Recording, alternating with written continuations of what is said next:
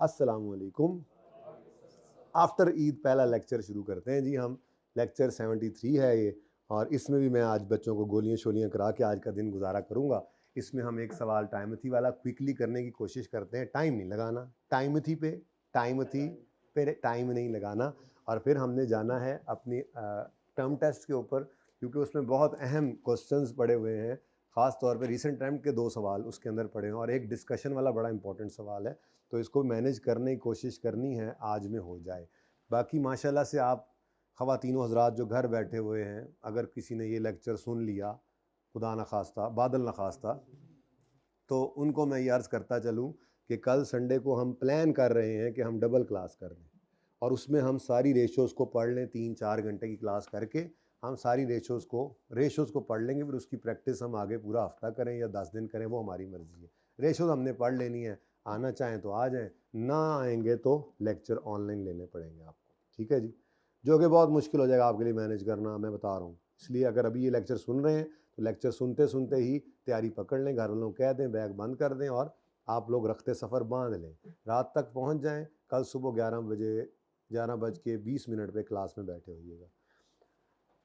ले जी, करेक्ट करना है ग्रॉस प्रॉफिट को और नेट प्रॉफिट को। ऐसा एक सवाल हमने सिर्फ किया अभी तक, ऐसे ही है ना। उसके अलावा बाकी नेट प्रॉफिट वाला था सिर्फ एक सिर्फ ग्रॉस प्रॉफिट वाला था, वो बड़ी आसानी हो जाती है। ये वाला मुश्किल काम है, लेकिन इसके अंदर भी हमने एक जुगाड़ लगा लिया था कि जीपी से ऊपर वालों को सिर्फ जीपी पे इम्पैक्ट डालते हैं, नेट प्रॉफिट से वालों को सिर्फ नेट प्रॉफिट पे, और फिर एंड पे जीपी का एक ही बार इम्पैक्ट डाल लेते हैं। हालांकि सोल्यूशन इस तरह से नहीं होता, लेकिन आंसर हमारा मैच कर जाता है, उसमें कोई मसला नहीं, ठीक है। ज़रा क्विकली करेंगे, एंट्रीज रिक्वायर्ड नहीं है। पर्चे में अगर ऐसा कभी सवाल आ जाए तो आपने जो आसान हो उसका डायरेक्ट इम्पैक्ट ले लेना है और जो मुश्किल हो उसकी जनरल एंट्रीज करनी है, ठीक है। अच्छा जी शुरू करते हैं जी काम। बहरहाल हमारी तो मजबूरी है, हम तो ओरिजिनल, रॉन्ग और रेक्टिफाइंग से ही चलते हैं। Okay, original. अब ये आपको पहले सफ़े पे लिखने की ज़रूरत नहीं है, आप चाहे बिल्कुल छोटे छोटे 3 कॉलम्स डाल के ऐसे ही एब्रीविएशन यूज़ कर के जल्दी जल्दी कर ले एक ही सफ़े के ऊपर, मर्जी है आपकी, ठीक है। क्योंकि हमारी रिक्वायरमेंट रेक्टिफाइंग एंट्रीज इस सवाल में नहीं है, ठीक है। जल्दी करना है इसको, क्योंकि मैंने जो है वो टर्म टेस्ट भी डिस्कस करना है आज। डन बाय अकाउंटेंट लिखते होते हैं हम, ज़्यादा अच्छा लगता है हमें, क्योंकि रॉन्ग लिखे ना तो कोई बच्चा ये एतराज़ कर सकता है, उठ के कोई एक बंदा ये एतराज़ कर सकता है कि जी आपने लिखा हुआ है रॉन्ग, जब कैश क्रेडिट होना था वो हो गया, तो उसको तो फिर आप करेक्ट यूँ कर रहे हैं, ऊपर रॉन्ग लिखा हुआ था। इसलिए हमने क्या लिख दिया, done by accountant, rectifying entries. चलें जी, फटाफट फटाफट शुरू हो जाए जी। सबसे पहले एन इनवॉइस ऑफ, अच्छा अब कितने बच्चों ने ये सवाल कहीं ना कहीं कभी ना कभी अटैम्प्ट किया हुआ है? माशाल्लाह, फिर तो बहुत क्विकली होना चाहिए, इस पर देर नहीं लगानी है आप लोगों ने। पहली एडजस्टमेंट पढ़ें, दिमाग के अंदर इसकी एडजस्टमेंट जो है वो आप सॉल्व कर लें, फिर मैं फ़ौरन इस पर आ जाता हूँ।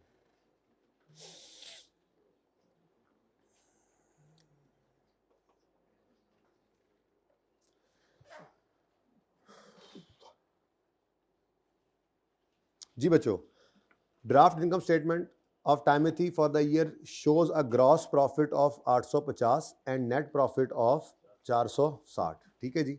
ये हमारी मेन रिक्वायरमेंट है, एंड पे इसको उठा लूँगा, ठीक है। पहले हम, मेरे ख्याल में इसको छोड़ ही देते हैं, फटाफट सारी करेक्शंस कर लेते हैं, ठीक है। करेक्टिंग एंट्रीज कर लेते हैं, उसके बाद फिर एक ही बार उसमें भी पता है आपको, जब ये एंट्रीज हो जाती हैं रेक्टिफाइंग, तो प्रॉफिट पे इम्पैक्ट लेना फिर 2 मिनट का काम भी नहीं है।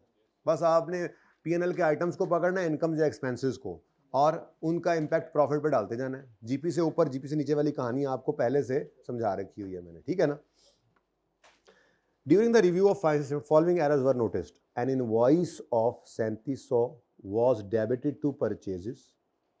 मतलब शायद हमने चीज़ें खरीदी होंगी, क्या ख्याल है, चीज़ें खरीदी होंगी ना। But the goods were received, oh, invoice को परचेजेस में डेबिट कर दिया, लेकिन गुड्स वर रिसीव्ड आफ्टर, इससे उलट एक जगह पे हमने एडजस्टमेंट की थी। अच्छा, ये बहुत ज़रूरी होता है, आप लोगों को ये रटा शेटा नहीं लगाना होता आपको।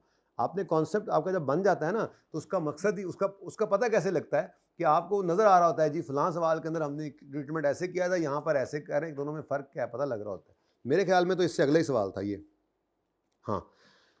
रिसीव हुई 31 दिसंबर को, लेकिन उसको रिकॉर्ड किया 5 जनवरी को। तो हमने यहाँ लिखा था ये हमारे साल की, ये हमारी परचेज है, लेकिन हमारे साल में रिकॉर्डेड नहीं है। इसके बिल्कुल उलट ऊपर वाली एडजस्टमेंट है। इसके बारे में क्या कहेंगे आप?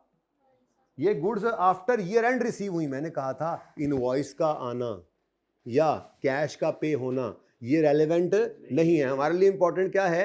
गुड्स का आना। परचेज रिकॉर्ड करनी है तो जब गुड्स रिसीव हो जाएं, आपके कब्जे में आ जाएं। एक दो सवाल ऊपर छोड़े हैं मैंने, वो नहीं करवाए, उनमें एक आधी एडजस्टमेंट किसी बच्चे ने आके पूछी भी थी कि क्या इसके अलावा भी कभी हो सकता है गुड्स रिसीव ना हो और फिर भी परचेज हो जाए? तो वो तब होता है जब आपका कोई एजेंट वहाँ से चीज़ें उठा ले, तब भी आपके पास ही होगी और रास्ते में भी आपकी हैं। लेकिन जब तक ऐसी कोई बात सवाल करे ना कि आपके ट्रांसपोर्टर ने, आपके एजेंट ने वहाँ से चीज़ें उठाई हैं, risk and rewards basically transfer होना असल कहानी है ना। तो जब रिस्क एंड रिवॉर्ड आपको ट्रांसफ़र होने हैं तब आपने परचेज बुक करनी। अब सवाल खामोश है, तो नॉर्मल सर्कमस्टांसेस के अंदर हमारे रिस्क एंड रिवॉर्ड्स हमें ट्रांसफ़र होते हैं विद डिलीवरी। गुड्स डिलीवर होंगी तो रिस्क भी अब हमारा, नुकसान हो जाए तो, और बेच कर रिवॉर्ड्स भी अब हमारे। और अगर सवाल खामोश है तो इसके अलावा गुड्स रिसीव ना हो तो कभी परचेज रिकॉर्ड नहीं करनी। लेकिन सवाल में एक काम ये हो सकता है कि वो कह देते मिसाल के तौर पे फैसलाबाद से हमने चीज़ें रिसीव, हमारे ट्रांसपोर्टर ने चीज़ें उठाई 29 दिसंबर को और रास्ते में 2-3 दिन लगा दी, कराची से उठाई, चलें कराची से उठाई हमारे ट्रांसपोर्टर ने 29 दिसंबर को और वहाँ से ट्रक चला चला चला 2 जनवरी को पहुँचा। हमारे ट्रांसपोर्टर ने जब कराची से चीज़ें उठाई थी तो वो उसी वक्त हमारी परचेज हो गई थी। वो हमारा स्टॉक है लेकिन इन ट्रांजिट है, उसको कहते हैं इन्वेंट्री या स्टॉक इन ट्रांजिट। हमारा ही स्टॉक है लेकिन रास्ते में।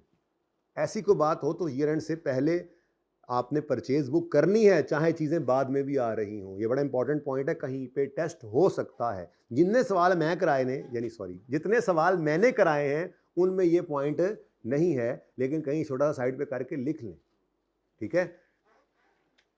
यहाँ पे यूँ स्टार लगाएं ना, यहाँ पे यूँ स्टार लगाएं, ऐसे ही लिख लें। इससे रिलेटेड नहीं है लेकिन पर्चे में हो सकता है ऐसा हो जाए, ठीक है। वो क्या बात आप करेंगे?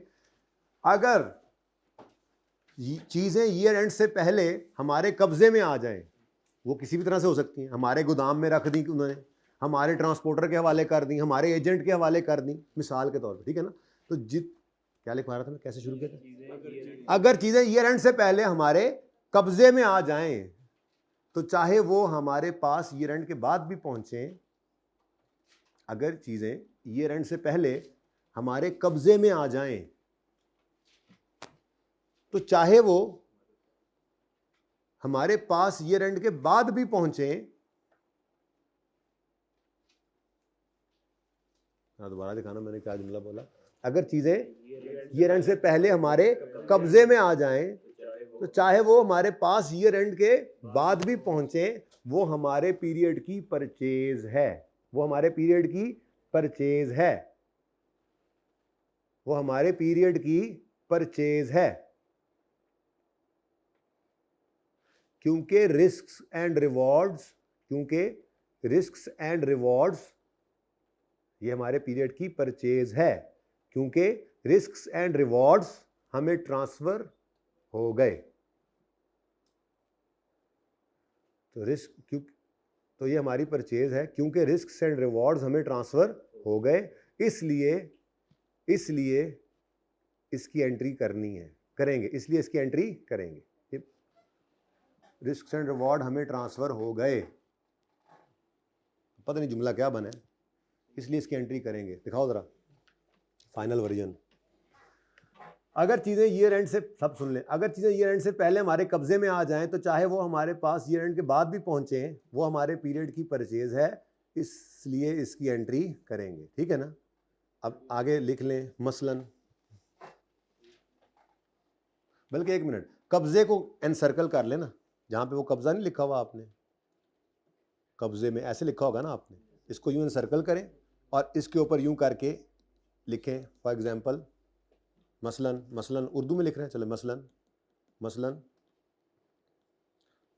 हमारे गोडाउन में, हमारे गोदाम ही लिखें, हमारे गोदाम में चीज़ें रखवा दी गई। हमारा गोदाम भी तो हो सकता है ना, पेशावर में, कराची में हमारा गोदाम था, वहीं से चीज़ें खरीदी, हमारे गोदाम में पहुंच गई। अभी हम लाहौर में बैठे, ये मैंने पूरी बात नहीं लिखी, मतलब पूरी बात साथ मिला के, मेरी बात के साथ मिला के यहाँ पे लिखी है, ठीक है ना। क्या हम लाहौर में बैठे हैं, हमने पेशावर या कराची से चीज़ें खरीदी हैं, वहाँ पे हमारा कोई एक और गोदाम भी है, तो हमने वहाँ पर गोदाम में वो रखवा दी। या हमारे एजेंट या ट्रांसपोर्टर ने, यानी हमारा अपना ट्रांसपोर्टर है, हमारा अपना ट्रक है, हमारे एजेंट या ट्रांसपोर्टर ने चीज़ें उठा ली हैं और 2-3 दिन में पहुंचती हैं ना, ईयर एंड बीच में आ जाए तो कभी कभार ईयर एंड पे ऐसी ट्रांजैक्शंस हो जाती हैं, ठीक है ना। ये ऐसे ही आपने स्टार लगा के लिख लिया, कभी पर्चे में आ जाए तो। फिलहाल तो ऐसा नहीं है, रिसेंट पास्ट में तो ऐसी कोई एडजस्टमेंट नहीं आई हुई, ठीक है ना। वो तो सिंपल है। नलतर वाले सवाल में हमने गुड्स रिकॉर्ड नहीं की थी, ईयर एंड से पहले आ गई थी, हमारी परचेज थी, रिकॉर्ड करो। टाइमथी वाले सवाल में हमने चीज़ें रिकॉर्ड कर ली हैं, वो ईयर एंड के बाद आई हैं, हम कहेंगे हमारी परचेज नहीं है, रिकॉर्ड हो गई, गलती से तो उल्टा दो, ठीक है। लेकिन एक सिचुएशन ऐसी हो सकती है, कभी वो पर्चे में परेशान करने के लिए आपको कह दे, अब ऐसी चीज़ें पर्चे में आती है ना, और क्या चेंज होता है, वो यूँ कह दे कि कराची से हमने चीज़ें खरीदी, हमारा डेजिग्नेटेड एजेंट या ट्रांसपोर्टर वहाँ से उसको 29 को उठाकर लेकर चल पड़ा और हमारे पास वो 2 तारीख को पहुँची, ईयर एंड 31 दिसंबर था, तो जिस दिन वो उठाकर वहाँ से चला उसी दिन वो हमारी परचेज बन गई थी, उसकी एंट्री करें, परचेजेज डेबिट क्रेडिट, और वो हमारी इन्वेंट्री या इन्वेंट्री डेबिट जो भी सिस्टम चल रहा है, और वो हमारी इन्वेंट्री इन ट्रांजिट है, हमारा स्टॉक है, रास्ते में आ रहा है। ऐसी सिचुएशन बन सकती है, ठीक है ना। अभी नहीं बनी, चलें जी, छोड़ें अभी फ़िलहाल तो। हमारा सवाल कहाँ था और कहाँ निकल गए हम, ये मैंने यहाँ क्या लिख दिया, आपने लिख लिया ना, ये कब्जे को अनसर्कल करके, ठीक है। कब्जे की मैंने 2 एग्जांपल्स बताई मिसाल के तौर पे, इसके अलावा भी कोई बात हो सकती है, कोई लकीर के फ़कीर नहीं है, आपको जुमला बता दे, कोई सिचुएशन ऐसी बना दे जिससे आपको पता लग जाए कि जी चीज़ें हमारे कब्जे में आ गई हैं, अभी तक हमारी प्रेमिसेस में नहीं आई लेकिन हमारे कब्जे में आ गई हैं, तो बस वो हमारी परचेज है, क्योंकि अब रास्ते में भी नुकसान हो गया तो वो हमारा ही है। असल कहानी ये होती है, ठीक है ना। अच्छा चले छोड़े जी। इनवॉइस हमने रिकॉर्ड, डेबिटेड टू परचेज का मतलब क्या है, परचेज रिकॉर्ड कर ली है, परचेज रिकॉर्ड कर ली है, हमने परचेज रिकॉर्ड कर ली है। और आगे कहता है goods were received after year and, हमारी परचेज नहीं है, हमारी परचेज नहीं है,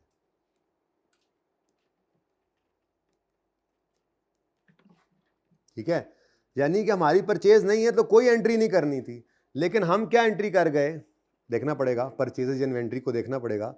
TE uses periodic inventory method, इसीलिए तो मेरा अभी तक काम चल रहा है, पीरियोडिक परपेचुअल के डिस्कशन के बगैर भी काम चल रहा है। अच्छा इतनी इंपॉर्टेंट डिस्कशन है टर्म टेस्ट की, हो सकता है मैं उसको कल तो नहीं मंडे पे ले जाऊँ, कल तो रेशियोज ही होंगी ना इंशाल्लाह, ठीक है।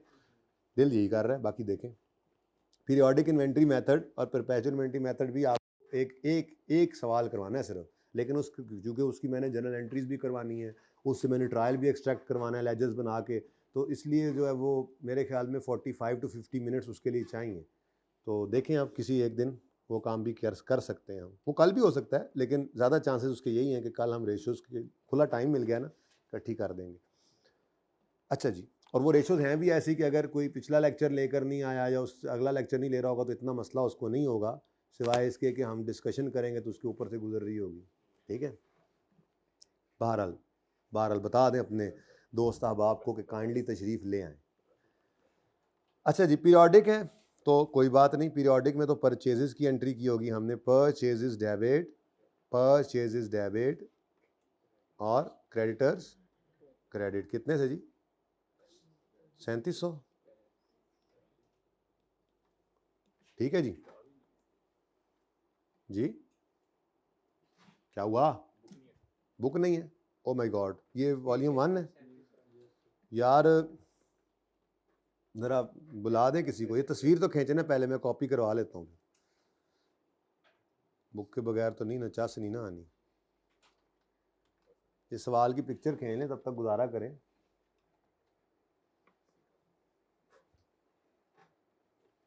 ये वॉल्यूम 1 पे है, हम वॉल्यूम 2 पे हैं आजकल, पहले क्यों नहीं बताया आप लोगों ने? आपको पता नहीं करेक्शन ऑफ एरर भी रहता है, आप साथ लेके आए करें दूसरा वॉल्यूम भी। वाह क्या वाह, होगी पिक्चर, फिलहाल गुजारा करें, कोई आता है तो मैं पिक्चर खिंचवा देता हूँ, तो पिक्चर खिंचवा कॉपी करवा देता हूँ जी। हाँ जी, परचेज डेबिट क्रेडिटर क्रेडिट हो गया गलती से, तो सही करने के लिए इसको उल्टी कर दें, क्रेडिटर्स डेबिट परचेजेस। अब ये ऐसी एंट्री थी कि ये डायरेक्ट भी हो सकती थी, ठीक है, ये एडजस्टमेंट नंबर 1। अब इसका असर प्रॉफिट पे बाद में लेंगे। नंबर 2 देखें, अगर आसान हुई तो 2, वरना आगे चला जाऊंगा मैं। Number 2, transportation inward. एक तो यार ये इनवर्ड आउटवर्ड समझ नहीं आती मुझे, आप बता दें मुझे। ट्रांसपोर्टेशन इनवर्ड्स,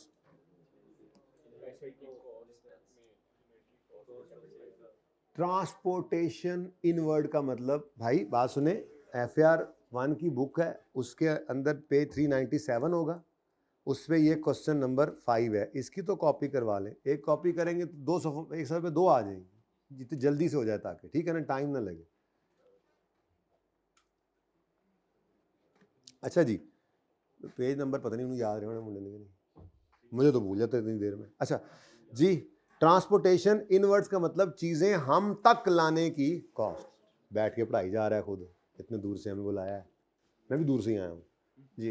ट्रांसपोर्टेशन इनवर्ड्स, हमारे तक चीज़ें लाने की कॉस्ट, यानी परचेजेस हमने कहा था कि चीज़ें हम तक लाने की सारी कॉस्ट। एक तो वो जो उस सप्लायर को जिससे खरीदी उसको पैसे दिए, दूसरा वो जो रिक्शे वाले को दिए यहाँ तक चीज़ें लाने के लिए, वो सब हमारी जो है वो इन्वेंट्री कॉस्ट में, परचेजिंग कॉस्ट में शामिल करना चाहिए, ठीक है। तो इसको मैं यूँ कह देता हूँ कि ये क्या है, carriage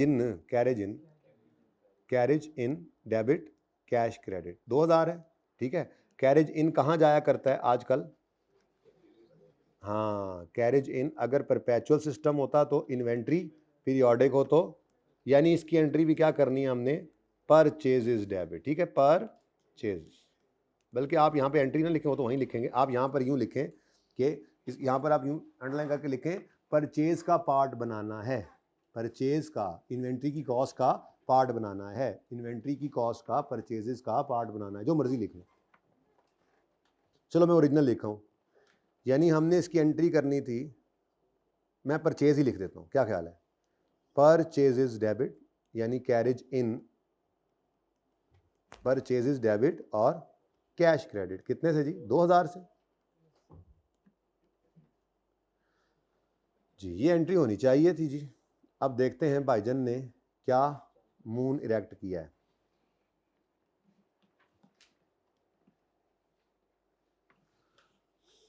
wall included in, oh my God. अच्छा, अब ट्रांसपोर्टेशन आउटवर्ड की क्या एंट्री होती है, उसको सेल्स का पार्ट बनाते हैं? नहीं नहीं नहीं, वो सिंपल सेलिंग एक्सपेंस होता है, यानी उसको परचेजेस की बजाय सेलिंग एक्सपेंस बना गए। सेलिंग एक्सपेंस है तो एक्सपेंस ही था, selling expense debit cash credit 2000 से। ओ यार वहाँ लिखना था, सॉरी जी। तो आप इस पर अंडरलाइन करके क्या लिखोगे, सेलिंग एक्सपेंस बना गए, यहाँ क्या लिखा, परचेज की कॉस्ट का पार्ट बनाना है, यहाँ पे क्या लिख रहे हैं, सेलिंग एक्सपेंस बन गया। सेलिंग एक्सपेंस, ट्रांसपोर्टेशन आउटवर्ड कहाँ जाता है, जीपी के बाद सेलिंग एक्सपेंसेस में, ठीक है जी। तो गलती से उन्होंने क्या कर दिया, सेलिंग एक्सपेंस डेबिट और कैश। प्रॉफिट के ऊपर तो शायद कोई असर नहीं पड़ता इसका, क्या ख्याल है भाई, एक एक्सपेंस है ना, प्रॉफिट के ऊपर तो कोई असर, नेट प्रॉफिट पे तो नेट में कोई असर नहीं पड़ता। लेकिन सिचुएशन ये हुई है, वही वाली बात कि एक एक्सपेंस जीपी के बाद नहीं पहले आना था, उसने जीपी को भी छेड़ना था और नेट प्रॉफिट को भी छेड़ना था। नेट प्रॉफिट से निकाल के नेट में तो इम्पैक्ट कोई नहीं पड़ना, नेट में हमें कोई इम्पैक्ट नहीं महसूस होगा, लेकिन उसने इसीलिए तो जीपी और नेट प्रॉफिट अलग अलग पूछ लिया और हमें फंसा लिया। जीपी भी गलत है, नेट प्रॉफिट भी गलत है, दोनों इस वजह से। एक खर्चा जो है वो जीपी से ऊपर आना चाहिए था, जीपी से नीचे चला गया, ठीक है ना। तो हमें करेक्शन तो बहरहाल करनी पड़ेगी, रेक्टिफाइंग एंट्रीज तो रिक्वायर्ड नहीं है, पर प्रॉफिट पे इम्पैक्ट तो देना है, ठीक है। आप करेक्शन करो जी, परचेजेस को डेबिट करना था, नहीं किया तो करें, यहाँ आप मैं सिर्फ परचेज ही लिख रहा हूँ, ठीक है, 2000। नेक्स्ट, कैश क्रेडिट होना था, हो गया, कुछ ना करें। सेलिंग एक्सपेंस गलत डेबिट हो गया, सही करने के लिए अब होगा क्या, हमने जब जीपी और नेट प्रॉफिट दोनों लिखने हैं तो उस वक्त क्या करेंगे, हम कहेंगे परचेजेस को बढ़ाओ, परचेज का बढ़ना कॉस्ट ऑफ सेल को बढ़ाएगा, कॉस्ट ऑफ सेल का बढ़ना जीपी को कम कर देगा। ये देखकर अगला इंपैक्ट नहीं सोचेंगे, याद आ रहा है, और फिर नेट प्रॉफिट पे जाकर सोचेंगे। सेलिंग एक्सपेंस क्रेडिट मतलब कम हो रहा है, एक एक्सपेंस कम हो रहा है तो प्रॉफिट बढ़ेगा तो नेट प्रॉफिट को बढ़ा लो, साथ साथ तो आपको पता है ना आगे नहीं सोचते वरना फंस जाते हैं। ओके, तो ये एडजस्टमेंट प्रॉफिट को हिट, नेट में प्रॉफिट पे कोई असर नहीं पड़ना, नेट में नहीं असर पड़ना, एक तरफ एक्सपेंस बढ़ना है दूसरी तरफ कम भी तो हो जाना है, लेकिन हमारे जीपी हमारी रिक्वायरमेंट में वो कहता है जीपी की फिगर भी सही करो, नेट प्रॉफिट की भी सही करो। ओके, आई का सोल्यूशन कंफ्यूज करता है, वो ऐसी एडजस्टमेंट को इग्नोर कर देता है। ठीक है, कि इधर बढ़ना है मतलब एक तरफ दिखा दिया दूसरी तरफ, ठीक है ना, दूसरी तरफ दोनों दिखा दिए या फिर गायब कर दिया, वो कंफ्यूज करता है बंदे को। ठीक है, चलें जी,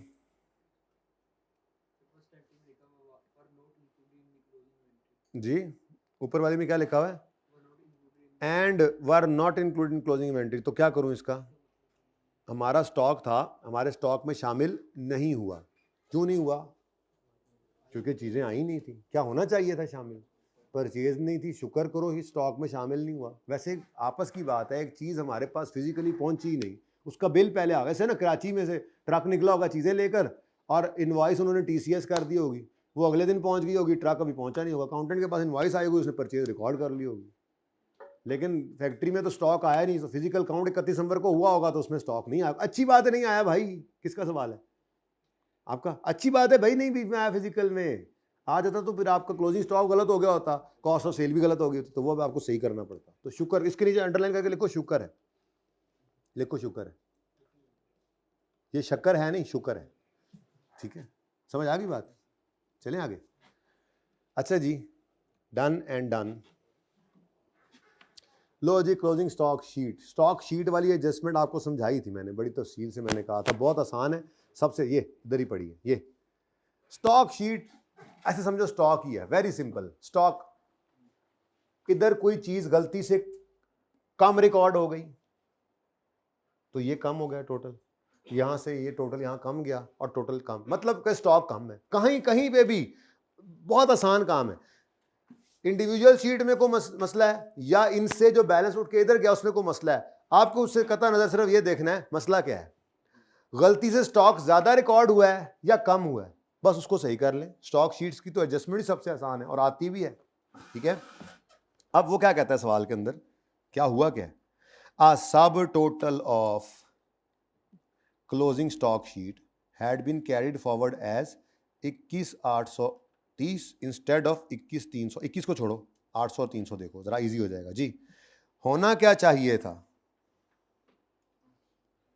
380, हो क्या गया, बात समझ आई, तो होना चाहिए। अब मैंने कहा था कभी भी ये अज्यूम करके करवा सकता था आपको, मैंने एक बार करके भी दिखाया था, लेकिन मैंने कहा था यार स्टॉक की एडजस्टमेंट के लिए जिंदगी आसान रखो, ठीक है, कुछ भी ना करो, डायरेक्ट यहां पे आकर सोचो हुआ क्या 830, हुआ क्या 830, यानी कि असल में होता क्या है, कैरी फॉरवर्ड का मतलब क्या है, मिसाल के तौर पे ये हमारा स्टॉक का क्लोजिंग है, ये इधर जाके ओपनिंग बनेगा, ऐसे ही है ना, पेज 1 का क्लोजिंग पेज 2 का ओपनिंग बनता है, फिर पेज 2 का क्लोजिंग पेज 3 का, ऐसी तो स्टॉक शीट बनती है। अगर वो इस तरह वाली समरी ना बना रहे हो तो, एक ही शीट हो तो इस तरह से टोटल चल रहा होगा ना, फिर ये कौन सा कोई ये आइटम है, मेरे ख्याल में एक तरह के आइटम्स की एक शीट है, उस पर 4-5 सफ़े भी तो हो सकते हैं, तो किसी एक पेज का सब टोटल अगले पे जा रहा है या एक पेज का टोटल समरी में जा रहा है, दोनों सूरतों के अंदर जब एक सफ़े से दूसरे सफ़े पे जाना है तो कोई अंडर कास्टिंग ओवर कास्टिंग हो सकती है, उसको सही कर लें।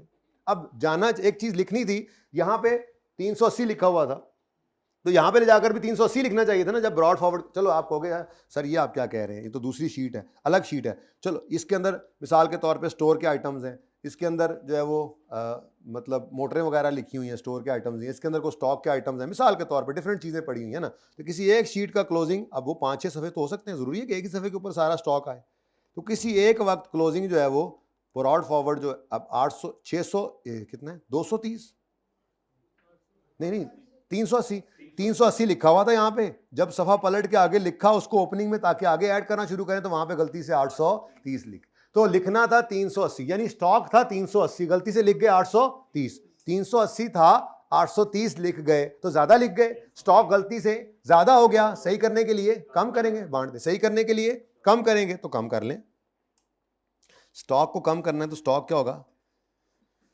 क्लोजिंग स्टॉक या इन्वेंट्री जो भी लिख लें, इधर देखो जी, पूरा लिखना है या सिर्फ, चलो लिख दो पूरा, कितना है जी 21,830 माइनस 21,000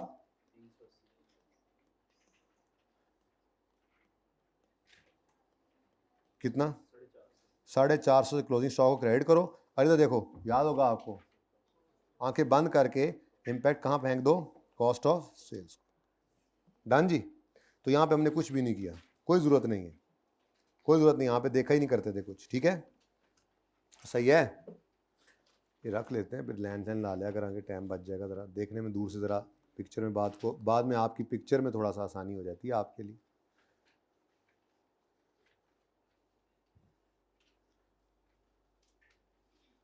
जी बच्चों, सही है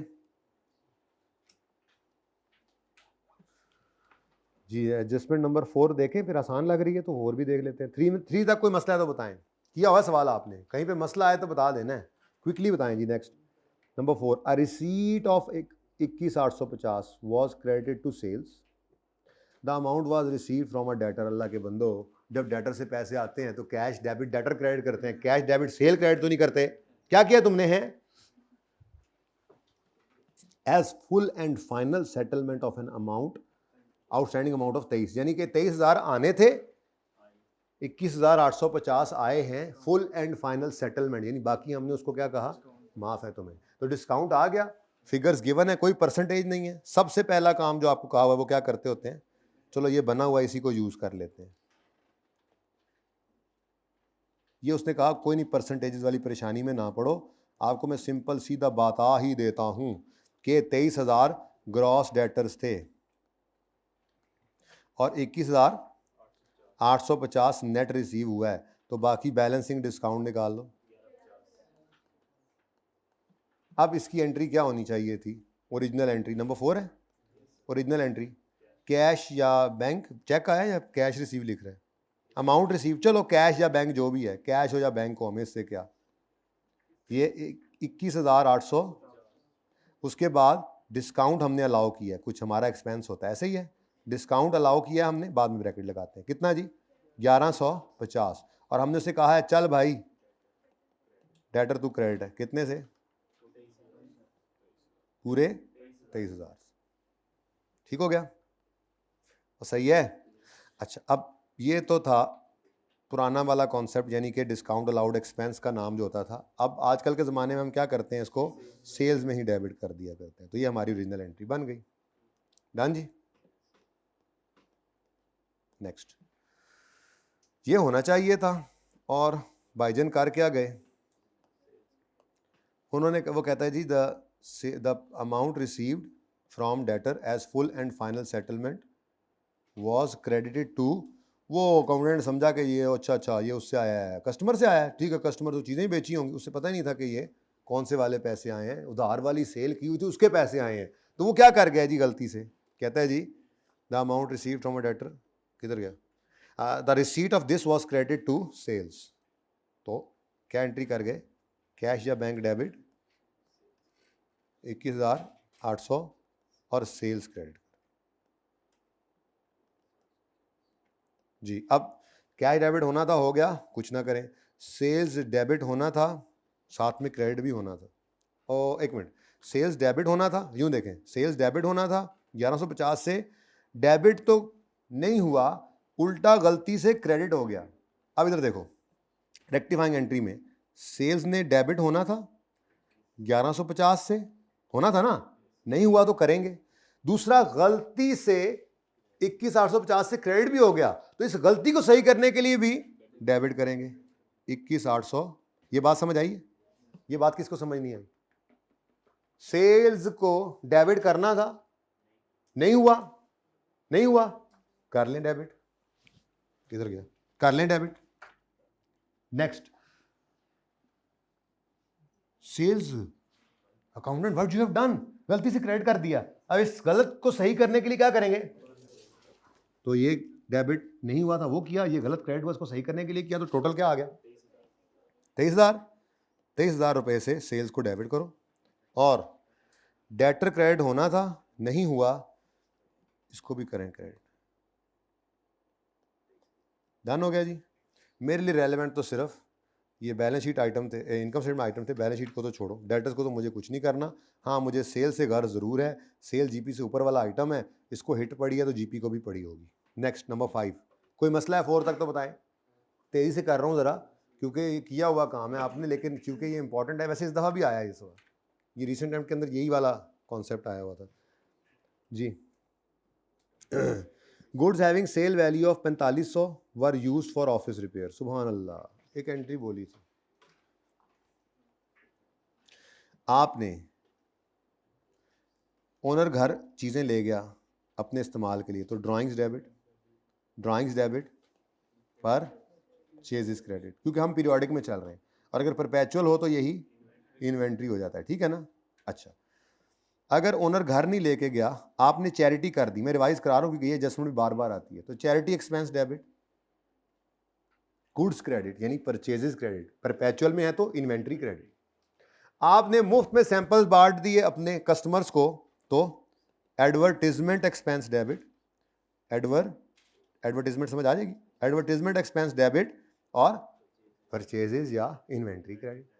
आपने अपने पास, आप स्पेयर पार्ट्स का काम करते हैं, आपकी अपनी गाड़ी खराब होगी जो आपकी डिलीवरीज करती थी, आपके सेल्स डिपार्टमेंट की गाड़ी थी, आपकी अपनी गाड़ी खराब होगी तो साथ वाली वर्कशॉप से लेकर आएंगे क्या स्पेयर पार्ट्स? नहीं, आप अपने उठाएंगे स्पेयर पार्ट्स, अपनी गाड़ी को रिपेयर कर लेंगे।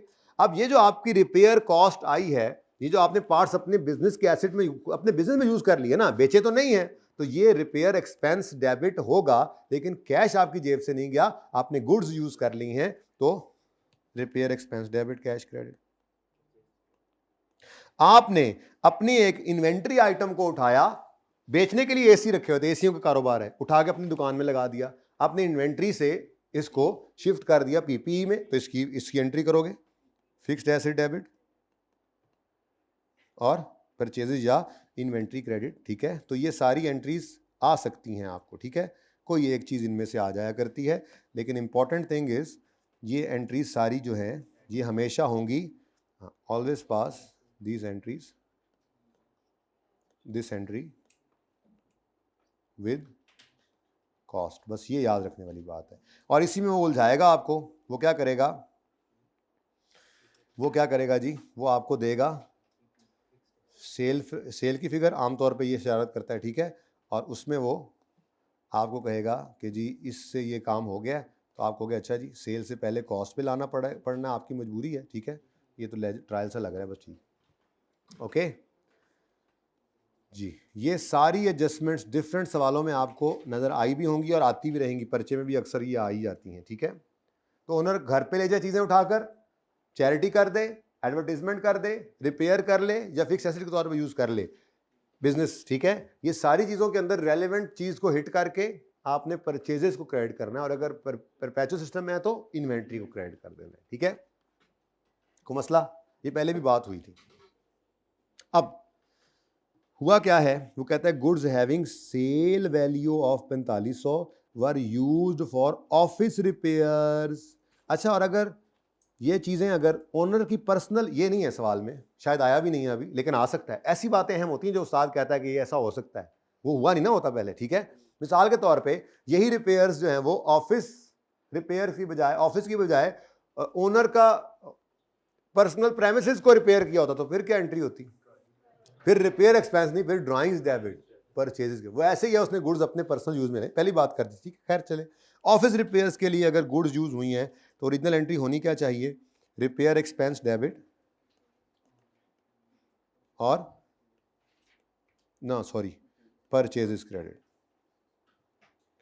लेकिन ये फिगर गिवन नहीं है, सेल वैल्यू गिवन है, हमने एंट्री किससे करनी है। अब आखिर में आए, आप लोगों ने ये पढ़ा, goods are sold at cost plus cost plus markup, तो इसका मतलब ये जो इक्वेशन आज बस यही करते हैं, पहले सबसे पहले ना ये सवाल पूरा करके ना मैं सबसे पहले ये करवाता हूँ, फिलहाल मुझे माफ़ करो और क्विकली कर दो, मार्कअप की रिवीजन करते हैं, 10 से 15 मिनट लगने। कुछ लोगों को आता है, कुछ परेशान है कि यार ये कैसे हो जाता है, तो एक अप्रोच है, 4-5 छोटे छोटे सवाल हैं, करते हैं, सारे एक जगह पे आ जाएंगे, ठीक है। तो कॉस्ट ले लो 100, प्रॉफिट 25 और सेल 100।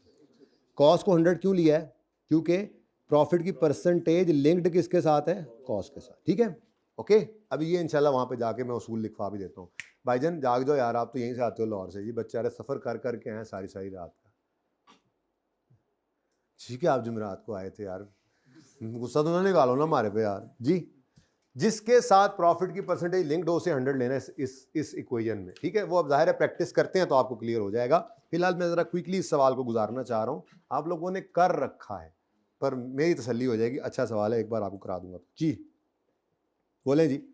अगर ये कितनी अमाउंट है, 4500 जो है ये सेलिंग प्राइस पे पड़ा है, सेलिंग प्राइस है 125 पे पड़ा है, हमें ये 100 पे चाहिए, तो डिवाइड कर दो 125 से, मल्टीप्लाई कर दो 100 से, आंसर क्या आता है 3600। तो ये 3600 की एंट्री पास कर दो। 3600 कैसे बना, ये क्या हुआ, छोड़ो, आप समझो सवाल के अंदर 3600 गिवन था। सवाल में यूँ लिखा हुआ था कि गुड्स, समझो सवाल में यूँ लिखा हुआ है goods costing 3600 were use for office repair, बस, ठीक है। आगे क्या लिखता है, कुछ कहा हुआ उसने, oh no entry has been made in the box, होना था नहीं हुआ, कर लें, error of omission, repair expense debit और परचेजेस। अब ये दोनों ही हिटें हैं, एक हिट जीपी को लगनी है, एक हिट नेट प्रॉफिट को लगनी है, क्या ख्याल है 3600 और 3600। अगर किसी को लगे सवाल तेजी से हो रहा है प्लीज मुझे बता दें, जो एडजस्टमेंट समझ ना आए तो। मैं आपका टाइम वेस्ट नहीं करना चाह रहा, वैल्यू एडिशन ना हो फायदा नहीं होता, एक चीज आती है आपको तो आती है, सवाल जरा इंपॉर्टेंट है इसलिए मैं करवा रहा हूं, कुछ बच्चे भी कम है तो थोड़ा टाइम भी पास करना है, आपको पता है। चलो जी, और सिब्बी शिब्बी हटो, तुम कहां से आ गए जी। नेक्स्ट जी, वेरी सिंपल, अच्छा अब आगे कुछ भी नहीं है इसमें, ये आसान लग रहा है मुझे। अब मुश्किलें असल में इतनी हम पे पड़ी हैं ना कि आसान हो गई हैं। ये सवाल आखिरी जो रहता है मेरा करेक्शन ऑफ एरर में, अब आखिरी सवाल तक आते आते क्या मुश्किल बची है आपके लिए। Purchase of office computer on 1 April 17 amounting to 42,000 was credit to, ल कर लो कमाई, मतलब एंट्री होनी चाहिए थी पीपीई डेबिट कैश क्रेडिट, कितने से कितने का है 42,000। भाईजान ने क्या कर दिया, परचेजेस डेबिट, कोई मसला नहीं यार, इतना सिंपल सवाल भाई, पेपर पास करने से आपको कोई भी नहीं रोक सकेगा इंशाल्लाह, जो आपकी कमिटमेंट है। बस एक बात याद रखना, किसी टेस्ट में आपको ये लगता है कि ये सारा हमें आता है। अच्छा वैसे टर्म टेस्ट थोड़ा सा ऑनलाइन वालों आप लोग थोड़ा सा इस हफ्ते के एंड तक कोशिश करूंगा मिले, मैंने सोल्यूशन भी उसका नहीं दिया उनको, ठीक है ना। तो मतलब कि कुछ है कुछ नहीं है, उसकी वजह यह है कि देखें ये थी ना, फिर कुछ समझ नहीं लगी, ठीक है। मैं कोई काम मैं मैं लैपटॉप को नहीं हाथ लगाया, मैंने कहा यार मैं बहुत मोनोटोन हुआ था बहुत ज़्यादा ना, ऐसे ही बस थक गया था, हर किसी से लड़ाई झगड़ा ये वो, मैंने कहा कुछ ना करो, बस 4 दिन कुछ नहीं करना मैं, तो इसलिए तो मैंने कुछ भी नहीं किया। अब सोल्यूशन मैं बना दूंगा इंशाल्लाह, 2 दिन दे दें मुझे, उसके बाद 2-3 दिन में वो चेक होगा, ठीक है, ओके जी।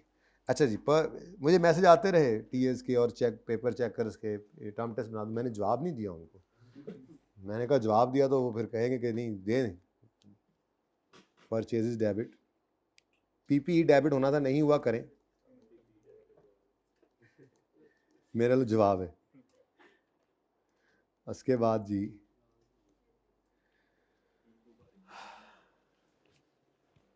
जी कैश क्रेडिट होना था, हो गया, कुछ ना करें। परचेजेस गलत डेबिट हुई हैं, सही करने के लिए क्रेडिट फरमा लें जी।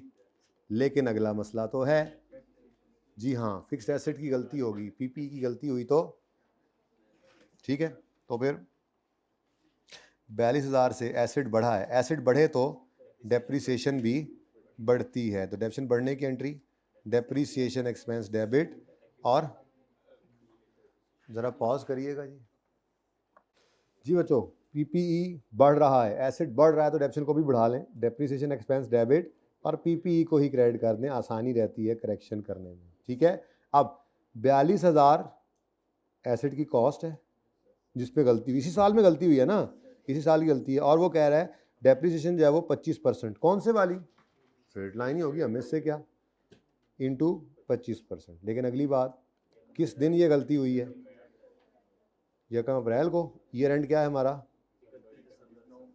31 दिसंबर को, तो कितने महीने, 9 महीने आ गए, इंटू 9/12 जी, कितना आता है 7875, डन जी। और सही है। चलो जी, अगली एडजस्टमेंट। ये तो शुरू में होमवर्क दे दिया था मुझे लगता है, ये वाली एडजस्टमेंट तो शुरू में ही होमवर्क दे दी थी, वो शुरू में जब पीपी वाले सवाल किए थे। जल्दी करो जी। और फर्नीचर में भी कोई मसला हो गया, ये मुश्किल है। An item of furniture was sold on credit, इसको बाद में देखेंगे। Was sold for 3000 and entered in the book value of this item was 5000। तो अच्छी बात है, कॉस्ट हमें चाहिए भी नहीं, ठीक है। उसने डेट वेट नहीं बताई, साल का पहला दिन अज्यूम कर लेंगे जैसे हमेशा करते थे, ठीक है। तो मुझे बताओ जी, नंबर 6 में डिस्पोजल की एक्यूमुलेशन की कोई ज़रूरत है? नहीं, कोई ज़रूरत ही नहीं है ना। फिलहाल मुझे कैश लिखने दो, ओके। और पीपीई क्रेडिट कितने थे जी? 5000 बुक वैल्यू है। जब मुझे कॉस्ट और अक्यूमुलेटेड एक्शन अलग अलग गिवन नहीं है तो मैं एसेट अकाउंट में से बुक वैल्यू निकाल दूंगा। अक्यूमुलेटेड एक्शन मेरी एंट्री में नहीं आएगी, कोई मसला? अच्छा, कितने का बिका है ये? 3000 का। 2000 का क्या आ गया? लॉस। पीएनएल में फेंक दो ये लॉस। ये अदर एक्सपेंस में जाता है जीपी के बाद। क्या 7 है? अच्छा, मैं कोई गलती होगी, ये कोई गलती होती है यार। अच्छा जी, अच्छा, ठीक है, अच्छा। थोड़ी सी थां बनानी पड़ गई है। थां समझते हैं? थां, जा, प्लेस, जे, अपनी अपनी ज़ुबानें इस पहचान लो।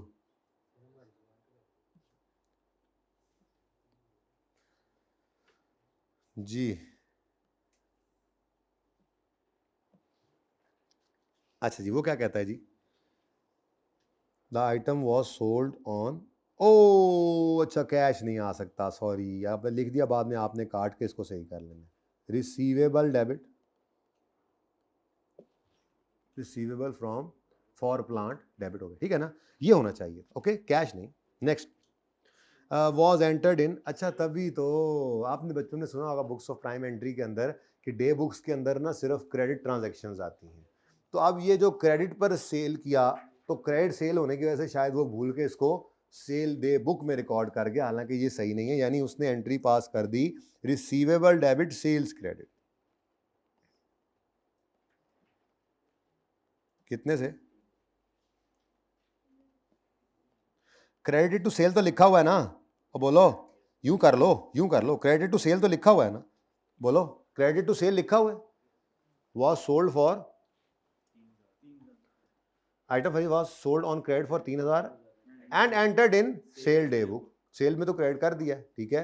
वैसे डे बुक में एंट्री हुई है तो इसका मतलब दोनों तरफ ही एंट्री हो जाया करती है। इंशाल्लाह थोड़ी सी रिवीजन इसकी भी कभी करेंगे, आखिरी क्लास में शायद रिवीजन क्लास में करें। अब सही करना है, रिसीवेबल डेबिट होना था, हो गया, ना करें। पीएनएल डेबिट होना था, नहीं हुआ तो कर लें 2000 से। पीपीई क्रेडिट होना था, नहीं हुआ तो पीपीई को क्रेडिट करें, कितने से? उसके बाद सेल्स गलत क्रेडिट हो गई, सही करने के लिए डेबिट करें। ये तो मामला हल हो गया, लेकिन अगला मसला भी तो है। कहीं पे लिखा हो उसने किस दिन बिका है? बोलो। अच्छा, आपस की बात एक और बताऊं, ऑफिस कंप्यूटर का रेट गिवन है, फर्नीचर का तो रेट भी गिवन नहीं है। मैं मिटाने लगा था नीचे वाली लाइन कि चलो डेप्शन का इम्पैक्ट निकालते हैं, लेकिन पहली चीज़ मेरे जहन में खटकी कि इसने कहीं पे ये नहीं बताया किस दिन बिका है। तो जब सवाल में डेट ऑफ परचेज और डेट ऑफ सेल गिवन ना हो, वो बचपन में सिखाया था आपको, वो शुरू में, अभी 10-12 लेक्चर ही हुए होंगे अभी आपके, 10 से नीचे नीचे थे, कि सवाल में अगर डेट ऑफ सेल और परचेज मिसिंग हो तो हमें साल का पहला दिन अज्यूम करना होता है। तो अगर साल का पहला दिन अज्यूम करें तो इसका मतलब तो पूरा साल गलती, डेप्सिट गलत होती चली गई होगी। लेकिन जब हम ये करके इधर आए, डेप्शन रेट ढूंढने निकले, तो उसने बोला depreciation on office computer is provided at the rate of 25%। अब हमने कहा यही 25 यूज कर लेते हैं, सही होगा। ये करते हुए सवाल, ये होमवर्क में दी थी आई थिंक एडजस्टमेंट, ये दोनों ही दी थी बल्कि, ठीक है ना। मैंने कहा था नहीं रेट मिल रहा तो खामखा मुसीबत में डालने की खुद को ज़रूरत नहीं है। डेप्रिसिएशन का रेट नहीं है तो डेप्रिसिएशन का इम्पैक्ट नहीं निकालेंगे, गॉट इट। तो इसलिए दूसरी एंट्री मैं नहीं कर रहा, कोई मसला? बोलो, आखिरी एडजस्टमेंट है और सेकंड लास्ट आखिरी तो ना होने जैसी है ना, इसलिए मज़े की यही है। परचेज रिटर्न 67 है, आगे ना पढ़ो। नंबर 8, ये अच्छी एडजस्टमेंट है। परचेज रिटर्न कितनी है जी? परचेज रिटर्न की एंट्री क्या होती है?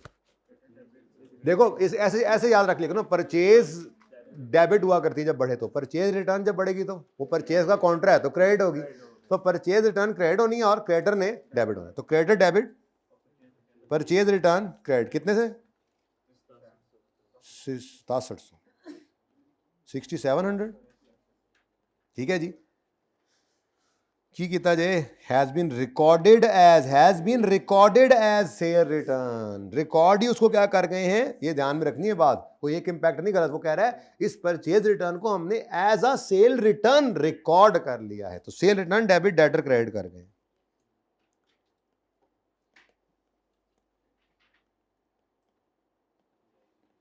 अब क्या करें जी? कोई मसला नहीं, जो होना था वो नहीं हुआ, वो कर लें, credit debit purchase return credit नहीं हुआ, वो कर लें 6700, इकट्ठे भी कर सकते हैं, ठीक है। और जो गलत हो गया इसको उल्टा दें, मैंने कहा जरा आसानी हो जाएगी। Debtor debit cell return credit, अब आ गया वही सेल रिटर्न परचेज रिटर्न। कहा था आपको जब भी ये आए डायरेक्ट ना प्रॉफिट पे इम्पैक्ट सोचना, बल्कि सेल्स के ऊपर सोच लेना, जिंदगी आसान रहेगी। ओके, लो अब भला 57 लेक्चर भी कोई था, देख लो 57 में करेक्शन ऑफ एरर शुरू हुआ है, बताना दोस्तों को अपने। हमने आज कितना 73 चल रहा है ना, तो ना हमने 57 से भी पहले करेक्शन ऑफ एरर शुरू किया था। हाँ, हम तो 25-30 दिन करेक्शन ऑफ एरर करते रह गए, उन पर प्रेशर डालना, ठीक है। अच्छा, वो कहेंगे यार हमने तो इतना यही नहीं, ये नहीं पता बीच से 4 टॉपिक और भी कर लेंगे, उसके बाद सिमल्टेनियस इक्विटी भी गुजर गया, उसके बाद IS 8 भी गुजर गया, ईद भी गुजर गई, वर्ल्ड कप भी गुजर गया हमारा। तो कितना बोरिंग वर्ल्ड कप है यार वैसे, है ना।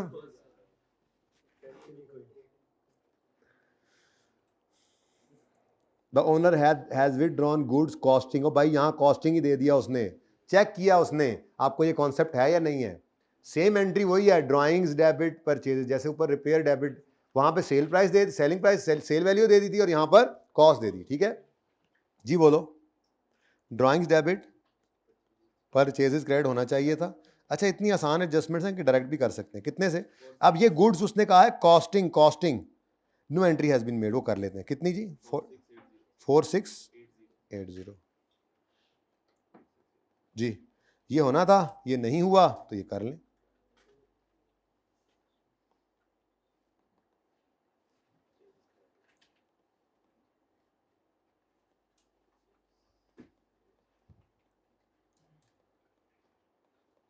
जी, डन हो गया, इट्स डन एंड डस्टेड। यह पे है सवाल, क्योंकि अब उससे आगे तो कुछ भी नहीं रह जाता इसमें, उसके बाद इसमें क्या रह जाता है? कुछ भी नहीं। मुझे बस ये चाहिए, बाकी लाना न छोड़ो। आपकी तस्वीर के लिए मैं लाइंस लगा देता हूँ, चलो बाकी भी।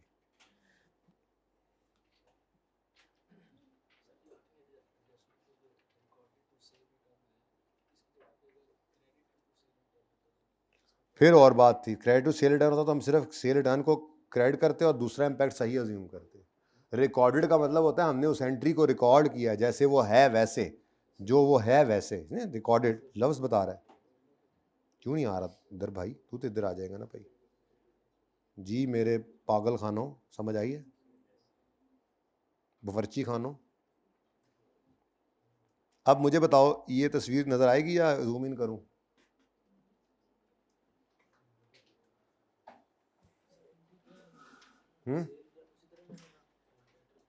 सेल वो कहता ना अगर कि परचेज रिटर्न इतनी थी, वो हमने सेल रिटर्न में क्रेडिट कर दी, तो सेल रिटर्न क्रेडिट करते और दूसरा इम्पैक्ट जो भी है, जो मैं नहीं देख रहा, जो भी है वो वही सही रहता। फिर सस्पेंस आता, पूरे सवाल में सस्पेंस कोई नहीं आया। Recorded in sale day book अभी आपको क्लियर नहीं हो रहा, उसकी वजह बुक्स ऑफ प्राइम एंट्री नहीं बताया, बताऊंगा ना, समझ आ जाएगी। हो सकता है वही कर लें आज, अगला सवाल अच्छा टर्म टेस्ट आगे चला जाए और नो इशू। पार्ट 2 शुरू करना, करें बिस्मिल्लाह।